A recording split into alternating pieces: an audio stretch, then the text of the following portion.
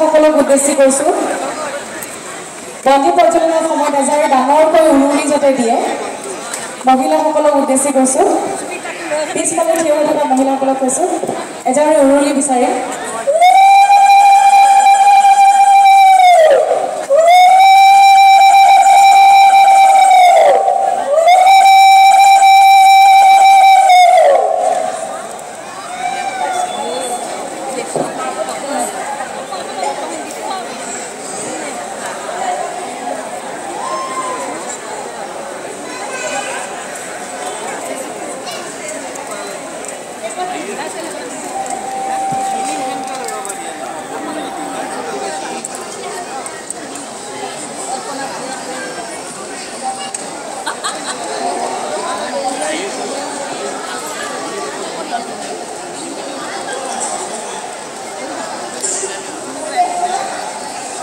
আমি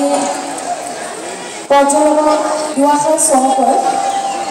সাংস্কৃতিক সন্ধিয়াটোৰ বিষয়ে উদযাপন সমিতিৰ হৈ তেখেতক দুআষাৰ চমুকৈ ক'বলৈ অনুৰোধ জনাইছোঁ। শ্ৰদ্ধা ৰাইজ যিটো উৎসাহেৰে আমি গোটেই কাৰ্যকৰ্তাবিলাকে যোৱা 20 দিন বহুত কষ্ট কৰিছোঁ আটাই দিন ৰাত এক কৰি সেই উৎসাহটো সঁচাকৈ একেবাৰে নোহোৱা হৈ গ'ল কাৰণ আমি বহুত সুন্দৰ সুন্দৰ কাৰ্যসূচী সুন্দৰভাৱে আমি প্ৰস্তুত কৰিছিলোঁ 3 দিনৰ কাৰণে আৰু সমাজৰ প্ৰতিটো স্তৰৰ প্ৰতিটো বয়সৰ কাৰণে বেলেগে বেলেগে আমি পৰিকল্পনাৰে আমি 3 দিনৰ কাৰ্যসূচী প্ৰস্তুত কৰিছিলোঁ একেবাৰে ডেকা ল'ৰা ছোৱালীখিনিৰ কাৰণে আজি বিশেষকৈ অহাকালি আমি আমাৰ অলপমান বয়সীয়াল মানুহখিনি আমাতকৈ জ্যেষ্ঠসকলৰ কাৰণে আৰু একেবাৰে শেষৰ দিনা জুবিন গাৰ্গৰ লগতে আমি আৰু আৰ্টিষ্ট ৰাখিছিলোঁ তাৰ মাজে মাজে খুব সুন্দৰ সুন্দৰ কৃষ্টিৰ দল আমি ৰাখিছিলোঁ কিন্তু পৰিতাপৰ বিষয় যে আমি 3 দিনীয়াকৈ পালন কৰিব নোৱাৰিম মাননীয় মুখ্যমন্ত্ৰী মহোদয়ে অনুৰোধ কৰিছে ইতিমধ্যে আমি ঘোষণা কৰিছোঁ যে আমি 11 তাৰিখত যিটো 9, 10, 11 তাৰিখত আমি কাৰ্যসূচী বাতিল কৰাৰ ঘোষণা কৰিছোঁ আৰু যিমান পাৰোঁ সেইদিনাৰ কাৰ্যসূচী আমি ঠেলা হেঁচা কৰি আপোনালোকৰ আগত উপস্থাপন কৰাৰ কাৰণে চেষ্টা কৰিম আৰু সেইকাৰণে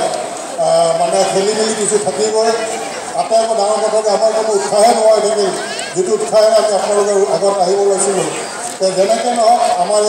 অনুষ্ঠান বিহু যেনেকুৱা জাতীয় অনুষ্ঠান ঠিক তেনেকুৱা বেলতলাৰ এইটো এটা জাতীয় অনুষ্ঠান আৰু আমি আটাই সহযোগেৰে আমি আগবাঢ়িব লাগিব আমাৰ এই স্থানীয় মহিলাসকলে আজি 1 মাহৰ পৰা কোৰাছৰ প্ৰেক্টিছ কৰিছোঁ মই প্ৰথমে ভাবি আছিলোঁ তেওঁলোক পাকঘৰত বেছি ব্যস্ত কিন্তু আজি যেতিয়া শ্ৰীময় অসমী শীতল বুকুত সেই সংগীতটো তেওঁলোকে পৰিৱেশন কৰিছে তেতিয়া গম পাইছোঁ যে আমাৰ মহিলাসকলো উস্তাদ আছে আমাৰ অঞ্চলত তেওঁলোকে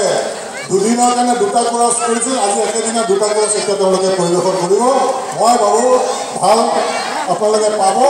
আৰু আপোনালোকে যাতে কোৰাছটোৰ শেষত তেওঁলোকক উৎসাহিত কৰে তাৰা কামনা কৰিলোঁ ভগৱানে মংগল কৰক আৰু আজি সুন্দৰ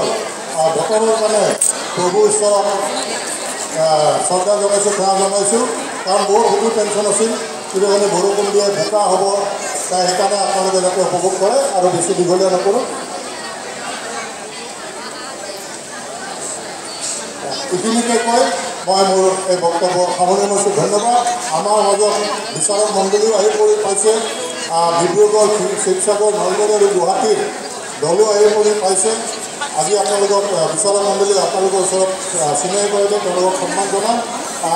আজিৰ কাৰ্যসূচীত যিমান পাৰোঁ অহাকালি ভিতৰত আমি ঠিক কৰিম পুনৰবাৰ দোহাৰিছোঁ এইখিনিকে মোৰ বক্তব্য সামৰণি মাৰিছোঁ আৰু উদঘাটন পৰ্ব কি বুলি ক'ম আনুষ্ঠানিকভাৱে সামৰণি কৰিছোঁ মুকলি কৰিছোঁ সামৰণি মানে মুকলি কৰিছোঁ ধন্যবাদ জয় অসম লগতে সভাপতি জনাইছোঁ বহুত বহুত ধন্যবাদ জ্ঞাপন কৰিছোঁ আমি বাদ্যযন্ত্ৰীসকলৰ মঞ্চৰ সন্মুখলৈ আহিবলৈ অনুৰোধ জনাইছোঁ ভাগ্যৰাম তেৰণ তেখেতে মণ্ডলী বজাব নিত্যানন্দ গগৈ গীটাৰ অম্লান জ্যোতি শৰ্মা তবলাত সংগত কৰিব পাপু বড়ো কীবৰ্ড সোনু হুছেইন নীট গীটাৰ মৃণাল ঠাকুৰ তালুকদাৰ পেজ গুণজিৎ বৰপূজাৰী ঢোলক মই আটাইকেইগৰাকীকে মঞ্চৰ সন্মুখলৈ আহিবলৈ অনুৰোধ জনাইছোঁ